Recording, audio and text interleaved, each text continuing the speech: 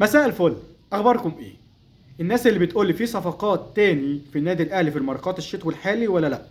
احتمال حارس مرمى.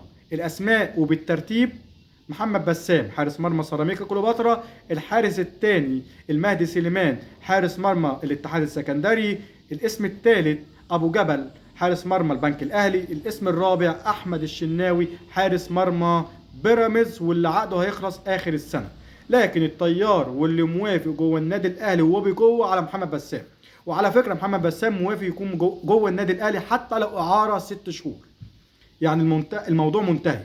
لكن اداره سيراميكا عايزه مصطفى شوبير اعاره 6 شهور ضمن الصفقه، لكن الاهلي مش موافق. قالوا خدوا مصطفى مخلوف او خدوا حمزه علاء، لكن مصطفى شوبير لا. دي الاسماء المطروحه جوه النادي الاهلي. انا قلت لكم قبل كده على مدافع الدوري المصري اللي احتمال يكونوا موجودين جوه النادي الاهلي زي محمد اسماعيل او مصطفى العش، لكن في تحفظ على مستوى اللاعبين دول من كولر. قال انا عندي المدافعين بتوعي احسن منهم حاليا.